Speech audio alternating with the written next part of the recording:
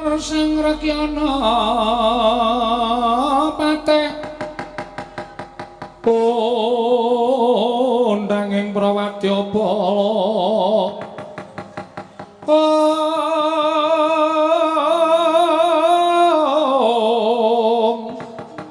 Pak Sur tambur nyang suling pepandhen dalutak miwa bandera kakandha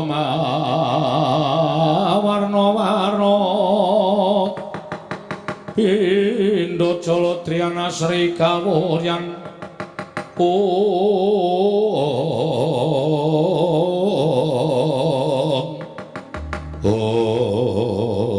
Kakang Narada Kakang Resi Kanika Putra kencang warudaya Pak Pong Bu boleng kali codhe sapa sing gawe punapi di mboten nginten babar pisan bilih Panakawan Bagong berguguk mutawatun mboten purun kula boyong wonten ing kayuwangan Kakang mesti apa jenengan menika kula kinten nggih kurang gaweyan nuwun sewu kirangipun menapa Adi Pramesti Bathara Guru anggenipun mangreh sangganing para titah kewajibanipun kathah ning kok panjenengan menika ngurusi karo perkarane Bagong ngatasipun Bagong menika namung darbe kepengin bangun desa tumuli ndawahaken prasapa monggo sumpahe Bagong menika mboten damel menapa-menapa wonten ing kayuwangan lajeng panjenengan golek dak-dakaning pasulayan dianggep Bagong nerak pacak nerajang perbatang tumunten badhe dipun hukum dening Paduka Adi Pramesti Bathara Guru kula nuwun sewu lho nek upama Bagong dihukum panjenengan menika janjane niate napa ta kula kula nyuwun prisa Kakang Narada menapa panjenengan mboten ngertos legetaning manah kula estunipun manah kula menika wiwit rumiyin mboten gathuk tuwin mboten condong miwah mboten mathuk kaliyan Kakang Semar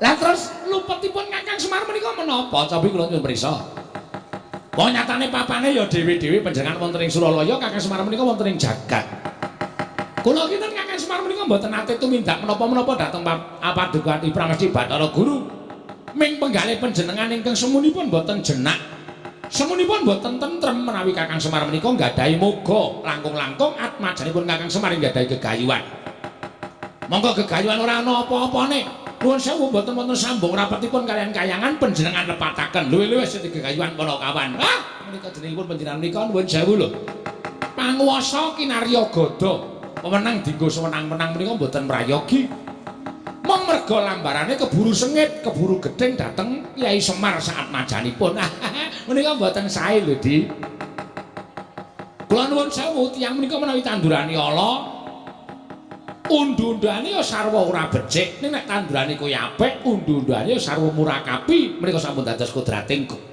jagat menika ngaten menika nek panjenengan tansah nandur gedhe kalian Kakang Semar sak anak-anakipun menika mangke nuwun sewu lho panjenengan menika mangke badhe kewirangan nek dewaning para dewa kewirangan menapa mboten panjenengan menika sami kemawon bebecer dhateng asma Paduka piyambak Kakang Narada menawi mboten nginten pendak-pendak kula menika nggadahi gegayuhan tartemtu Kakang Narada ingkang dados pepalang. Lho, kula menika mboten mepalangi. Kula menika mboten badhe menging, kula menika mboten badhe menggak, mboten. Namung kula menika ngleresaken. Janyatanipun kula menika kami tuwaning kayuwangan, kula menika duwe kewajiban nglempengke sing bengkong, benerke sing luput. Menawi Adi Guru menika badhe tumindak ingkang mboten sae nggih kedawuh kula emutaken. Menawi Adi Guru menika badhe menggok margi ingkang lepat ingkang kedah kula emutaken menika kewajiban kula. Ewadene menawi panjenengan dipun emutaken bebasanipun sampun wegah napa wewarah nampik pitutur becik, nggih monggo panjenengan ngendhali pangaos. Kula sumanggaaken. Ning nek panjenengan menika mangke nandhang wirang merga saka kalih Panakawan, ampun ngantos panjenengan sambat kaliyan kula. Badhe kula dodo Kakang. Nggih, monggo wis pancen ora iso dikandhani wis murka sumanggaaken. Indra kula wonten timbalan. Brahma wonten timbalan Pukulun. Yama Dipati wonten timbalan Pukulun. Penyarian nggih wonten timbalan. Aja ingkang cicil. Ulun keparengake dina samengko kita ngruda peksa kelawan Bagong.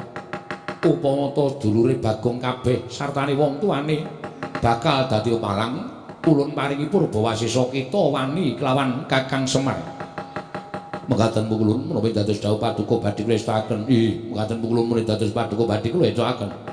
Inggih pukulun ngestakaken dawuh. Inggih pukulun ngestakaken dawuh. Sekarang do menyang nek ado wani karo Kakang Semar. Do menyang ngono nek ado kewirangan banjur dundang Narada. Kakang Narada mboten tuwun. Mboten kula tak dados penonton kemawon. Kula tak sorak-sorak kemawon. Mangke menika kula niki kewirangan ndak kula melu-melu, pokoke kula tunggak waru godhong dadap.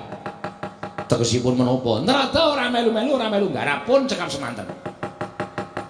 Nek ngaten panjenengan boten jumurung lekasipun Bathara Guru, kula dukung.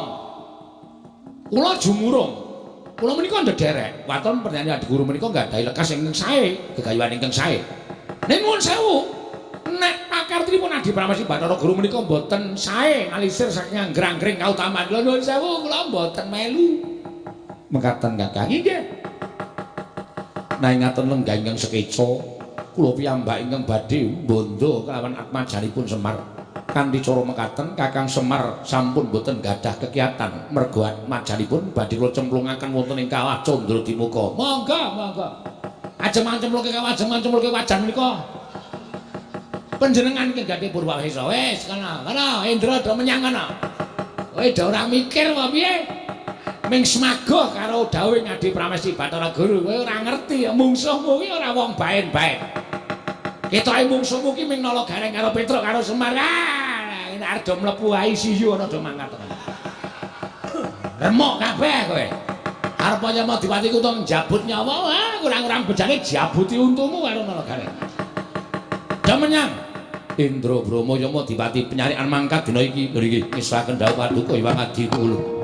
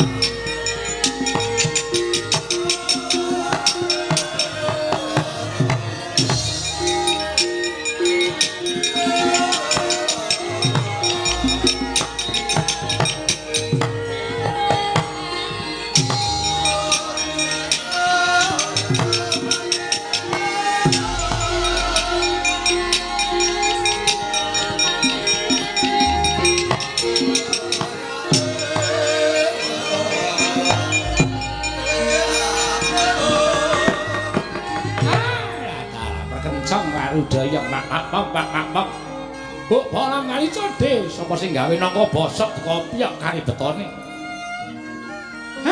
Remoni lelakon apa to Hyang Pramesti Bathara Guru iki pendak-pendak dikandhani kok ora gugu ae. Wis tak tontone wae kaya ngapa kahanan kedadeane.